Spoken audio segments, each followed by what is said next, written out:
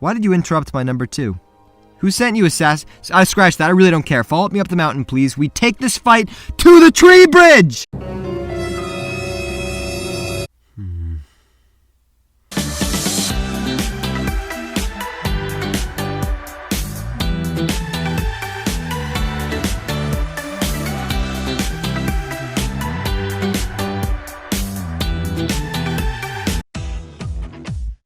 Starting off with number 5, we have a bad liar. And that's the trouble. It's either 0 or 100%, right? There's no in between. Because one tiny mistake, one small blunder can unravel the whole thing.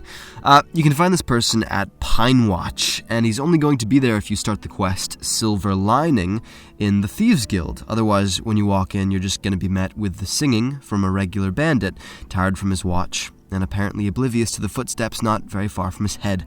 Well, you can kill him and shove him off to the side because he isn't an important part of the story.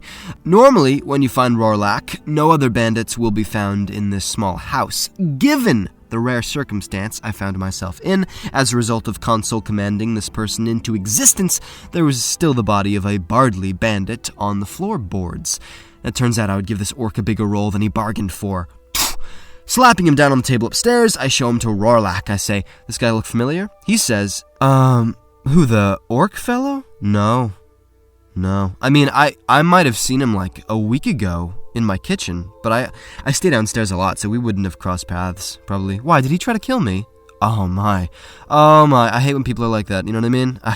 Well, thank you for stopping him, friend. If you want to take some cheese for the road, it's no big deal at all. He deflects my interrogation. Not well, but he deflects my interrogation. Alright, if this orc is one of his own, he's doing a damn good job of hiding it from me. But he's still very suspicious, and I continue my efforts. So downstairs, I say, "Alright, look, I'm looking for a quest item called Endon's Mold. Have you heard anything about it?" And he goes, "No, you won't find any silver here." That's when your eyebrows lift. You know, Rorlach, I never said anything about it being silver. And immediately he's like, he gets flustered, he looks away, he starts chewing his bread, anything to get his eyes off of yours, and that's when, you got him. So from here, you've got 3 options. First, you can threaten him, which then initiates a battle, but that's the thing, if you kill him, he's not going to give up any information. Not that the thing on the wall is really hard to find if you've got eyes, but okay. Second, you can say, my bad, I guess I got the wrong place, and then leave, and then you just never do this quest, ever. Or third, you can bribe him for 140 gold, to which he is finally going to admit, yes, there is a button on the wall that you can press that may or may not lead to what you're looking for. Then he says he's going to leave and never come back, you know what I mean? Well, thanks, Rorlach. By being a snitch, you just caused all of the Pine Watch bandits to be terribly slaughtered. Oh, you! Number 4, this villain did not have a good head start to begin with. You can find this person at High Point Tower on Solstheim during the quest Old Friends. This is for Master Neloth, and as is fitting for his character, he ends up telling you some pretty disturbing things. Well, let's start with, he's basically responsible for all the Ash Spawn attacks on Tel Mithrin, and more so Raven Rock, where numerous lives have already been lost. Okay, why is that? Well, it turns out Neloth had a former apprentice, and she was known as Ildari Sarathril. She's the villain in this scenario, but really she shouldn't be. I would say that she's a good person deep down in her heart, but that's the problem. She doesn't have a heart anymore. It's been replaced with a stone. Yeah, see, apparently Master Neloth thought it would be a good idea to replace his real heart with a special rock known as a Heartstone. Apparently this is supposed to grant the subject great power. So he's about to do it, but then Ildari, his apprentice at the time, goes, "Wait, Master, why don't you try it on me first? I don't want anything bad to happen to you." It's a very sweet elf, this is. Very nice. So he agrees. He begins the surgery, and he butchers it. He butchers it so bad, she dies. He buries her out back. How annoying, he claims it was. Well, no harm, no foul, right? Wrong! She didn't die. The Heartstone revived her dead body, and now she's an evil wizard, and she's trying to kill everybody. So you go and see Neloth, and he's like, "Dude, okay, I messed up. I didn't mean to, but I broke this girl's heart, and there is going to be a storm over my head if she isn't taken out. Will you do this for me? Bro, I promise, you get this done, we'll pop a few back, relax, I'll summon up some of those ethereal strippers that you like, it'll be fun." And you're like, "Bro, I got you." So you infiltrate this High Point Tower, you kill a bunch of spawn, and you eventually get to her. She's a pretty tough fight. which it's going to give you a little bit more thinking time, and during this you go, this girl isn't a villain. She shouldn't be here. Like, yes, of course, like, she's trying to kill people now, of course, you're going to stop her, it's necessary, but it's kind of hard not to feel bad when you're ripping what's left of her out of her chest. And she falls to the floor, and you look down, and there's just this gaping hole there, and... You know, I wonder what'll happen if we put a melon in there this time. Number 3, we have a crazy person. And crazy people are fun to talk about because you don't know what they're gonna do next. You can find this person down in the Ratway Warrens, deep below Riften. It's actually in the same room that you can find Esbern during the main quest. And it's a strange room, there's no doubt about that. You can hear people talking to themselves, sitting alone in what looks like a jail cell, staring at a dark, empty wall. Buckets, shoestring tied around your nincompoop, gyroscopic gerbils, hey fiddle, fiddle, and no fiddle, fiddle, to dreidel, dreidel, dreidel, I made you out of iPhone. Wait, where are you going? I thought we were connecting. Alright. I was trying to speak her language. Well, she almost stabbed me, so let's continue. You go up the stairs, and the first cell you see is where our number 3 sits waiting. Lord help me pronounce this one, but I believe his name is Kevin. And the second he sees you, he wants to kill you. He stands up and he starts brandishing his hatchet to show you that he means business. And I feel that he constitutes a villain because he is immediately hostile, yes. And hypothetically, if anyone from the surface did come down here, it's very likely he might try to kill them and butcher them like the fat slab of horse meat that he has on his table. Not to mention, what he has to say is not really reassuring either. Come here, come here, come here, come here. However, despite his grand threats, he won't try to attack you unless you go inside his cell. And even if you do it yourself, he's still just gonna look at you like, what? You want some of this? It's not until you step inside that he's like, and he isn't hard to kill, that's the thing. Unfortunately for him, his body is as withered as his brain, so he probably shouldn't have bitten off more than he could chew. It's hard to understand the mind of a crazy person. Right, Esbern? Hey, let's go play with Esbern. I'm very dead. Oh, if my friends find it. Oh, go away. Number 2, we have a whole gang of bandits that have dug themselves too deep a hole. All of this can be experienced if you visit Frostmere Crypt. Right when you get there, you hear a commotion. A woman, Isa Blackthorn, is being attacked by her own comrades. All of them are a part of the same group. Now, obviously, this was a poor decision because she wipes the floor with them. Another might even run down from the entrance to try his luck, but yeah, it's very quickly in vain. So, when she's finished, she'll look up at you and say, "So who are you supposed to be?"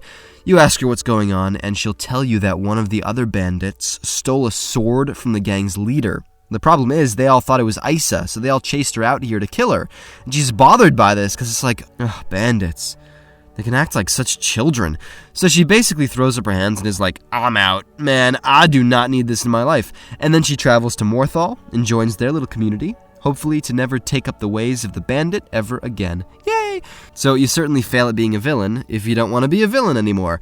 But the failure continues. You go into Frostmere Crypt, you kill a bunch of people, and eventually you'll reach the final room. It's like this big mystical swamp hidden away in the mountains. Well, immediately you'll hear the cries of a man named Kier, and he is the leader of this whole gang, and he's sputtering blood like, The cat took my sword. You run a few feet ahead, and you understand what he's talking about. A Khajiit named Rajir runs in and gets demolished by a mystical being called the Pale Lady. See, apparently, Kier took this, magical sword from the altar down here. He thinks it's cool, maybe he can sell it, who knows, it's nice.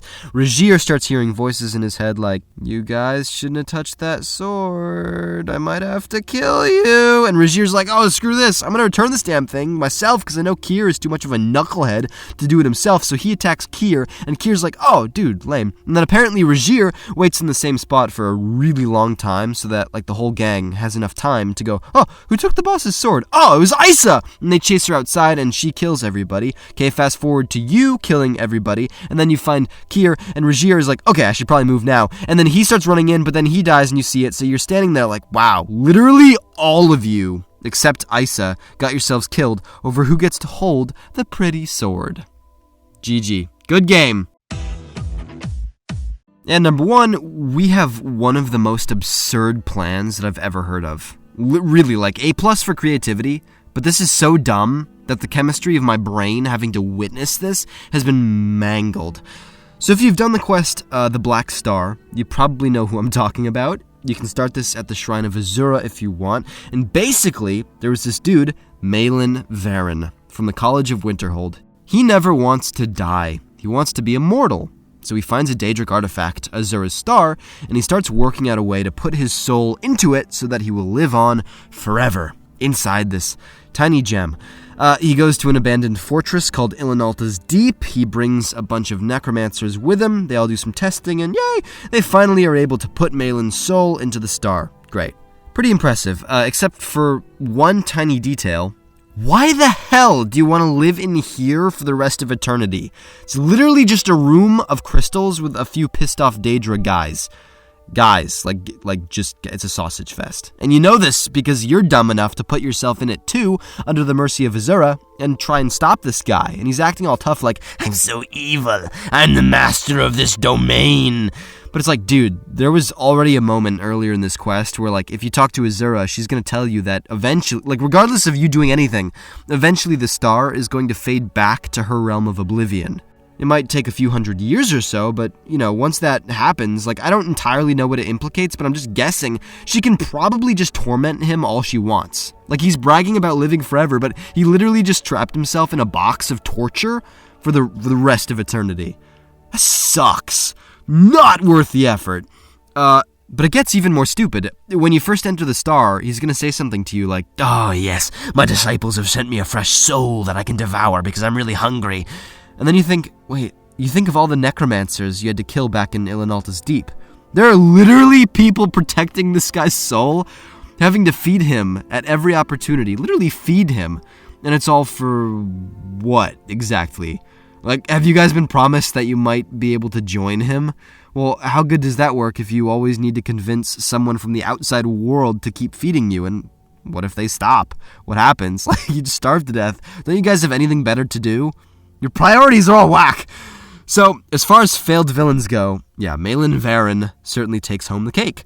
His plan, unsustainable as it is, would lead to much agony, if it wasn't for a good citizen as yourself, to pull this thing apart before it got any worse. And there you have it, 5 Failed Villains, Part 2 in Skyrim. If you enjoyed the video, please like, comment, and subscribe, and down below please tell me, is there someone else you think I should add to this list? Alright, thank you very much for watching. What do you say, one more go up on the tree bridge? Yeah, come on, follow me!